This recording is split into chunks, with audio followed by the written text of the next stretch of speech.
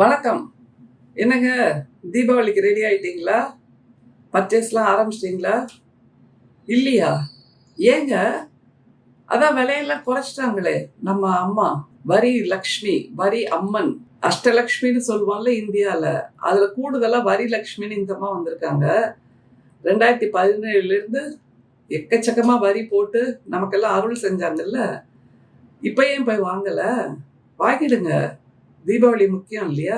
என்ன நேயர்களே, நம்முடைய பிரதமர் சுதந்திர தினம் அன்றைக்கு மிக பெருமையாக அறிவித்தார், இந்த தீபாவளி டபுள் டமாக்காவாக இருக்க போகிறது, ஸ்வீட் எடு கொண்டாடு அப்படிங்கிற தீபாவளியா இருக்க போகுது, நாட்டுல தேனும் பாலும் ஓட போகுது, ஏழை எளியவர்கள்லாம் பஞ்ச பராரிகள்லாம் அப்படியே கோடீஸ்வரர்கள் ஆயிட போறாங்க, எல்லாரோட பேங்க் அக்கௌண்ட்லயும் முந்தி சொன்ன 15 லட்சம் பிளஸ் கூடுதலா இப்ப ஜிஎஸ்டி வரி குறைச்சதுனால வரப்போற கோடிகள் எல்லாம் சேர்ந்து அவங்கவுங்க பேங்க் அக்கௌண்ட் நிரம்பி வழிய போகுது அப்படிங்கிற மாதிரிலாம் அப்படி தோள் தட்டிக்கிட்டார்.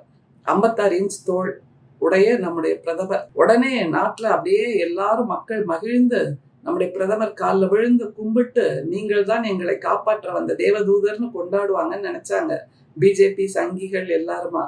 ஆனா அப்படியே ரிவர்ஸ் ஆகி சுதந்திர அந்த தின உரையில பிரதமர் கூடுதலா ஒண்ணு சொன்னதுதான் இந்திய மக்களுக்கு கோபம் ஆயிடுச்சு. என்னன்னா, இந்த தீபாவளிக்கு நான் நற்செய்தி கொடுக்க போகிறேன் அப்படின்னாரு.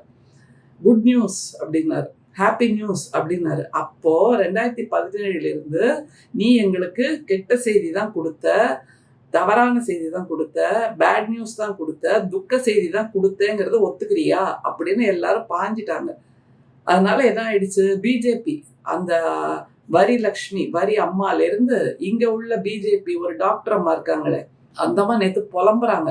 அது என்ன, நீங்க தமிழ்நாட்டு மக்கள் கொஞ்சம் கூட நன்றியே இல்லை, எங்களோட தலைவர் மோடிஜி அவர்கள் ஜிஎஸ்டி வரி குறைச்சிருக்காரு, அதுக்கு சந்தோஷம்னு சொல்றீங்களே தவிர நன்றின்னு ஒரு வார்த்தை கூட சொல்ல மாட்டேங்கிறீங்க, வரி குறைச்சா கூட நீங்க நன்றி சொல்ல மாட்டீங்களா அப்படின்னு கொதிச்சு போயிட்டாங்க. அப்படியே 102, 108, 110 டிகிரியில போய் கொதிக்கிறாங்க. ஏமா, உங்க தலைவர் தான், நம்முடைய பிரதமர் தான் டிமானிட்டைசேஷன் இரவு 8 மணிக்கு வந்து சொல்லி, அதுக்கப்புறம் மறுநாள் எல்லா பஞ்ச பராரிகளும் போய் ஏடிஎம் வாசல்ல நின்று உயிரை விட்டு செத்து சுண்ணாம்பாயி தப்பிச்சா போதும்னு ஓடி வந்தோம், ஞாபகம் இருக்கா?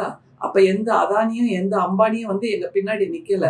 எங்க வீட்டு காய்கறிக்காரம்மா, எங்க வீட்டுல வேலை பண்றம்மா, எங்க வீட்டு பழக்காரம்மா, இங்க அயன் பண்றவர், இப்படி நாங்க தான் ஓடி போய் நின்னோம். நீங்களும் கூட வரல, ஏன்னா உங்களுக்கு வேண்டிய வசதிகள்லாம் பேங்க்ல தானா செஞ்சு முடிச்சுட்டாங்க. அப்படியாக ஒரு டிமானிட்டைசேஷன் ஒன்று கொண்டு வந்து இந்தியாவுக்கு ஒரு சுருக்கு கயிறை மாட்டினீங்க. அதுக்கப்புறம் ஜிஎஸ்டின்னு ஒன்று கொண்டு வந்து இந்தியாவுக்கு சுருக்கு கயிறை மாட்டினீங்க.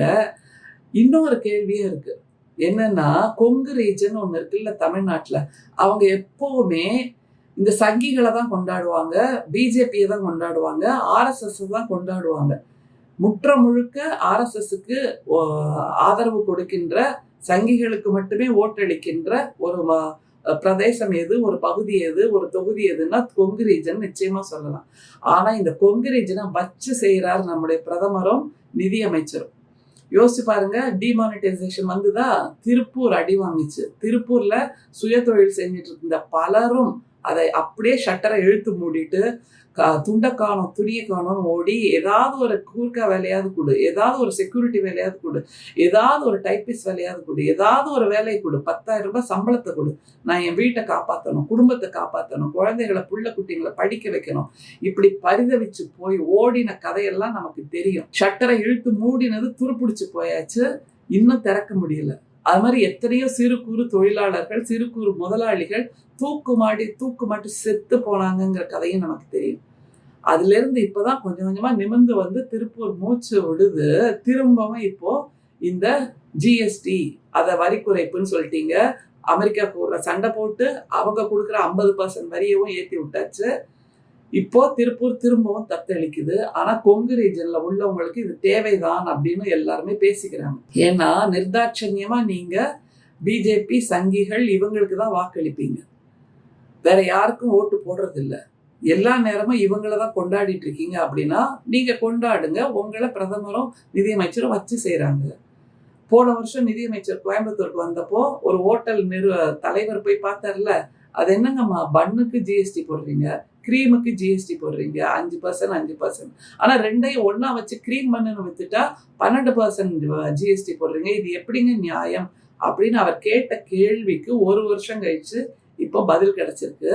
இதுல கூட பாருங்க, ஒரு கண்ணுல சுண்ணாம்பு ஒரு கண்ணுல வெண்ணெய் அப்படிங்கிற மனசு அப்படியே இருக்கு பாருங்க.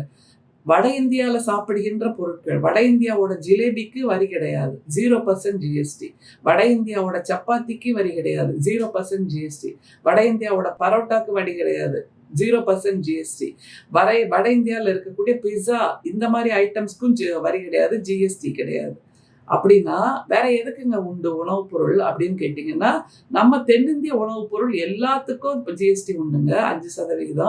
இட்லியா ஜிஎஸ்டி, தோசையா ஜிஎஸ்டி, சாதமா ஜிஎஸ்டி. இப்படி நம்ம சவுத் இந்தியன் உணவு எல்லாவற்றுக்கும் ஜிஎஸ்டி இருக்கிறது. வட இந்திய உணவு எதற்குமே ஜிஎஸ்டி இல்லை அப்படிங்கிறத நீங்க புரிஞ்சுக்கோங்க. அப்படின்னா திரும்ப திரும்ப தென்னிந்தியா கீழார போனோம், வட இந்தியாவுக்கு நாங்க கொட்டி கொடுப்போம், எல்லாத்தையும் அள்ளி கொடுப்போம். ஆனாலும் அவர்கள் ஜிஎஸ்டி கொடுப்பது என்பது குறைந்தபட்சமாகத்தான் இருக்கும், 0வாகத்தான் இருக்கும். இவ்வளோ துரோகம் பண்ணியும் இவ்வளோ சூழ்ச்சி பண்ணியும் தமிழ்நாடு உங்களுக்கு ஜிஎஸ்டி வருமானத்தை எப்போதும் போல் அள்ளி கொடுத்து கொண்டிருக்கும் அப்படிங்கிற மனோபாவம் தானே இது. என்ன செஞ்சாலும் தமிழ்நாட்டு மக்கள் தாங்குவார்கள்னு அடின்னு அடிக்கிறீங்களா? இதுக்கெல்லாம் நீங்க பதில் சொல்லி ஆகணும். பதில் நாங்க கொடுப்போம், வெயிட் பண்ணுங்க. 2026 தேர்தலில் உங்களை நாங்க இல்லாமல் ஆக்குவோம் என்று இப்போதே தமிழ்நாட்டு மக்கள் பேசிக்கொண்டிருக்கிறார். அது என்னங்க நியாயம்? அப்படி எங்களோட சோறுனா உங்களுக்கு இலக்காரமா இருக்கு, எங்களோட இட்லினா உங்களுக்கு இலக்காரமா இருக்கு, எங்களோட தோசைனா உங்களுக்கு இலக்காரமா இருக்கு, எங்களோட தமிழ் மொழினா உங்களுக்கு இலக்காரமா இருக்கு. தமிழ்நாட்டை சேர்ந்த எல்லாமே இலக்காரம். ஆனா தமிழ்நாட்டுக்கு நீங்க ஆட்சி செய்யணும்னு மட்டும் ஆசைப்படுறீங்க. அன்னைக்கு சென்னையில நடந்த பிஜேபி மாநில தலைவர்களோட கூட்டத்துல இந்த நிம்மி அம்மா, இந்த வரி அம்மா, இந்த ஜிஎஸ்டி அம்மன் புலம்புன்னு புலம்பியிருக்காங்க. என்ன புலம்பியிருக்காங்க தெரியுமா? அது என்னங்க, உங்களுக்கு நாங்க அமைச்சரை கொடுத்துருக்கோம் எல் முருகன்னு, உங்களுக்கு நாங்க ஆளுநர்னு கொடுத்தோம் தமிழிசை வச்சுக்கிட்டு, அப்புறம் உங்களுக்கு நாங்க துணை ஜனாதிபதினு வேற கொடுக்குறோம், இத்தனையும் வச்சுக்கிட்டு நீங்க எங்களுக்கு ஓட்டு போட மாட்டேங்கிறீங்க, தமிழ்நாட்டுக்குள்ள பிஜேபியால கால் பதிக்க முடியல, என்னங்க நியாயம் இது அப்படின்னு புலம்பியிருக்காங்க.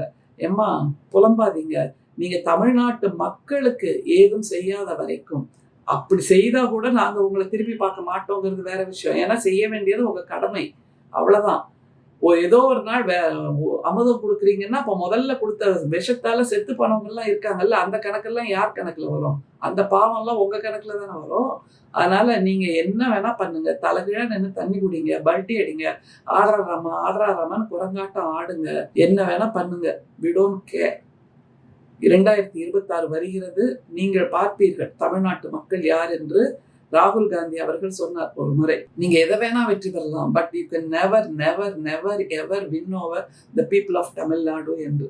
அதைத்தான் நாங்கள் செய்து காட்டுவோம். காரணம், உங்களுடைய ஒத்துழைப்பு இல்லை, உங்களுடைய நிதி உதவி எதுவுமே இல்லாமல் எங்களுடைய தமிழ்நாட்டு முதல்வர், எங்களுடைய திராவிட மாடல் முதல்வர் ஐரோப்பா நாடுகளுக்கு பயணம் செய்து எத்தனை லட்சம் எத்தனை ஆயிரம் கோடிகளை முதலீடு ஈர்த்து வந்திருக்கிறார்ங்கிறத நீங்க தெரிஞ்சுக்கோங்க. அதை தவிர இங்கிருந்து ஐரோப்பா பயணம் செல்லும் போதும் பிரஸ் மீட் கொடுத்துட்டு போன முதல்வர் அங்கே இருந்து திரும்பி வரும் போதும் தமிழ்நாட்டு ஊடகங்களுக்கு பத்திரிகையாளர் சந்திப்பை நடத்தி என்ன நடந்தது, எவ்வளவு ரூபாய் முதலீடு வந்திருக்கிறது என்பதையெல்லாம் சொல்லி இருக்கிறார்.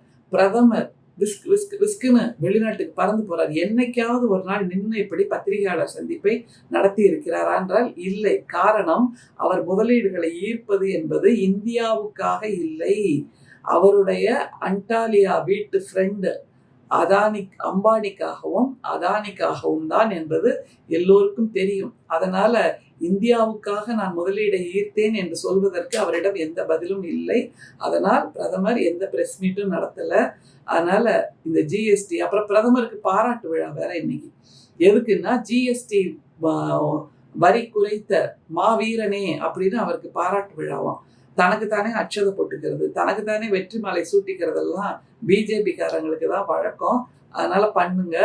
நாங்க எங்களுடைய திராவிட மாடல் முதல்வரை கொண்டாடுகிறோம். அவர் ஈர்த்து வந்திருக்கின்ற முதலீடுகளுக்காக மட்டும் இல்லை, உலக அளவில் தந்தை பெரியார் என்கின்ற முதலீட்டை செய்திருக்கிறார். அதற்காக நாங்கள் எங்களுடைய முதல்வரை கொண்டாடுவோம். நீங்க பார்த்து வழக்கம் போல வயிறு எறிஞ்சிட்டே இருங்க. நன்றி, வணக்கம்.